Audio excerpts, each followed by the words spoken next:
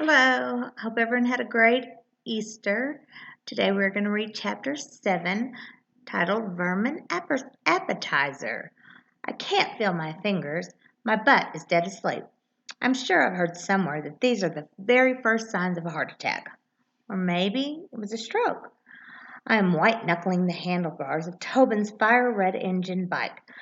My rear end is smushed like it's tall silver in between the tall silver handlebars, and my legs are outstretched in front of me while he drives like a lightning bolt through town. Houses and storefronts blend into the landscape like one gigantic blur on our way to Miss Dickerson's house. Once we're past the tiny town, there are just lots and lots of vile smelling grassy pastures filled with chewing cows that stare at me as we whiz by them. And that's what I see when my eyes are open. On the metal platform over the black wheels are Tobin's yellow legal pad and a mysterious black case that he grabbed on his way out. They are strapped tight with a roll of twine he used from the shelf in Charlie's garage. That's Charlie's store, he points. That wooden cabin with the green storefront? I peek with one eye open. Both hands, I holler back at him, gripping even tighter and closing my eyes really tight again. Tobin makes a sharp right turn down a bumpy dirt road. We bounce and we bumble over rocks and dips in the road until the vibration makes my lips twitch. I scratch them with my teeth and I silently repeat the parts of the Our Father prayer that I can remember from church.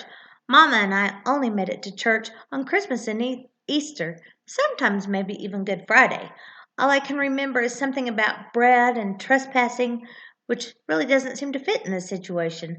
See that little blue house up there on that hill? Tobin says, pointing again. That's Miss Dickerson's place. I peek the other eye open, but when I open my mouth to scream at him again about keeping his hands on the handlebars, nothing comes out.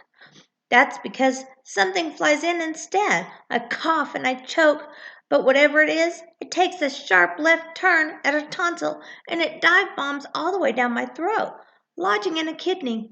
Or maybe it's my liver. I spit and I gag, and except for when I do, it splashes back at me and it hits me inside of the cheek. I just ate a bug, I cry. I swallowed the entire body of an insect. What on earth is it going to do to me? Oh, they can't hurt you, Tobin tells me. Charlie says aphids are good for a source of protein. Protein, I gag again. And what's an aphid anyway? Oh, aphids are a group of various soft-bodied insects. All the sticks and seeds and bark from this morning's breakfast stand at attention, ready to make an encore. I can feel it burrowing inside of my gallbladder. Oh, it is not, Tobin says.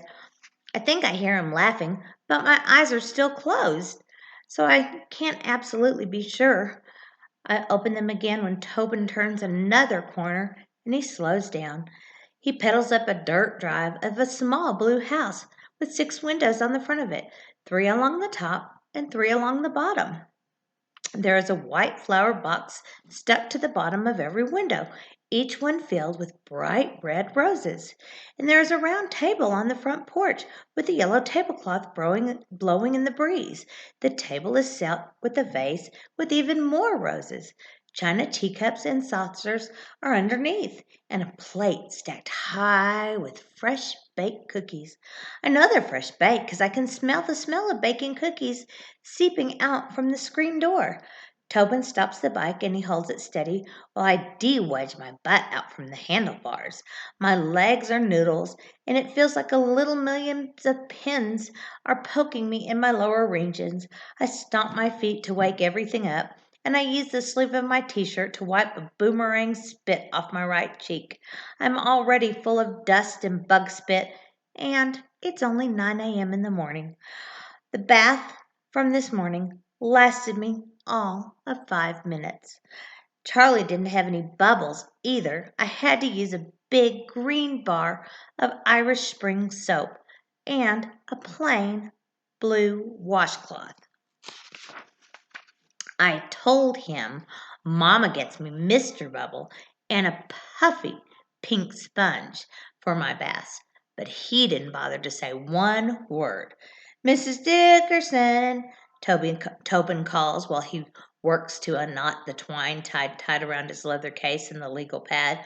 When he finally gets them free, he dashes up the front steps, and I follow. The new white tennis shoes that Mama and I got at Hanson's Shoes are dirty now, too. I spit on my hand and I rub a spot, but it just smears and it only makes it worse. I feel like crying, but I don't. Tobin bangs 3 loud knocks on the screen door. The cookies piled high on the plate smell glorious, and I can't help but stare at them too. Too bad I already filled up on the vermin on the way over here. I gag one more time just thinking about it. Mrs. Dickerson, Tobin calls louder this time, peering through the screen between cupped hands. Oh, there you are, Tobin, sweetheart. Thank you for coming so quickly, Mrs. Dickerson's voice says from somewhere inside the house. When she turns a corner, I can see she walks with a bright silver cane. We watch her slowly slide her way toward us down the hall. She's old. I mean ancient. Like Jesus old, or maybe even older. Who's older than Jesus? God, I suppose. I guess she's God old. Her white hair is tied on the top of her head in a very loose knot, and there's so many wrinkles on her face that there isn't any part of her that's smooth. The wrinkles are so deep and twisty, each one is like a road map to all the different stories of her life.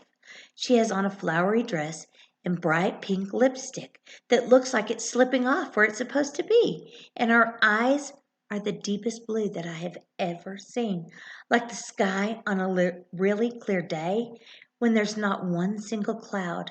Come in, come in. She smiles a great big smile that makes her eyes disappear in all of those wrinkles. Tobin pulls the screen door open. She leans down and wraps her thick arms around him. His arms don't even make it all the way around her. Mrs. Dickerson, I'd like you to meet my new assistant, Lemonade Liberty Wit. Tobin points a thumb in my direction. Lemonade, this is Mrs. Dickerson. She used to teach 3rd grade at Willow Creek Elementary before she retired. She smiles at me and holds out her hand for me to shake. Hello there, it's so nice to meet you, Lemonade. I ate a bug, I blurt out. She looks surprised, and then she smiles even bigger, her blue eyes disappearing again. Oh, well, that can happen every now and again. Nothing to worry about, though, I'm sure. Well, Lemonade, I heard you were coming to stay with Charlie. I'm so sorry to hear about Elizabeth, dear. Such a tragedy, and so young, too. I look down at the smeared spot on my shoe, and I swallow the lump that always finds its way up my throat when somebody says her name. Elizabeth Lily Witt. Tobin stares back and forth between us, shifting on his feet. I remember her very well, Mrs. Dickerson goes on. My mom? I look back at her, studying her wrinkles, again, wondering which one might hold stories about Mama. You know her? Oh, goodness sakes, yes. She was in my class one year, and also very good friends with my youngest girl, Violet. It feels weird to hear about Mama this way. It's like I thought I knew her better than anybody in the whole entire world, and now I find out I didn't know lots of things about her. You look just like her at that age, Miss Dickerson smiles again. I can't help but smile too. I do? Oh my, yes, she laughs a little bit. And you know what? She was unique. Unique? Yes, very much so. Quite the individual, Miss Dickerson goes on. I remember when she was around your age, and she got a doctor kit for Christmas. Well, don't you know? She opened up her very own free clinic for all the animals in town.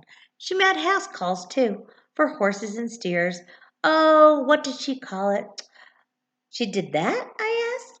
Well, she loves animals, you know. She's a veterinarian back home. Mrs. Dickerson smiles like she already knows. What did she call it? She says again. Well, anyway, I remember that she loved learning anything she could about animals. She checked out every book we had up at school on the library about all different kinds of species, from cats and dogs to horses and livestock. And she was busy at our clinic, too. Many people brought their small animals to Charlie's garage to see her, and of course, also to visit Charlie and Rebecca. What was the name of it?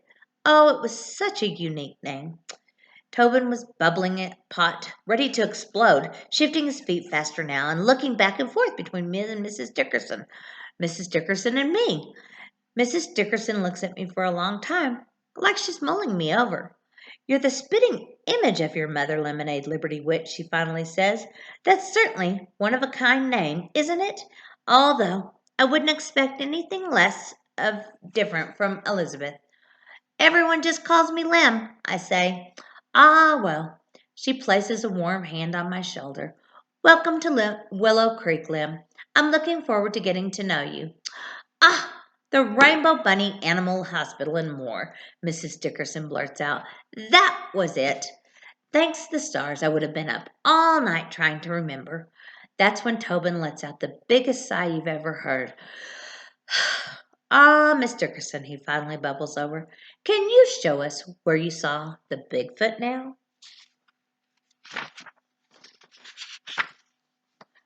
Well, my friends, that was it for Chapter 7. I hope you all had a marvelous Easter Sunday and a little bit of a vacation. I had a wonderful one up here in the mountains. We had a little bit of snow on the ground this morning, but it melted and the weather is nice and beautiful. I'm missing each and every one of you. Have a great Tuesday, and we will get back with you tomorrow.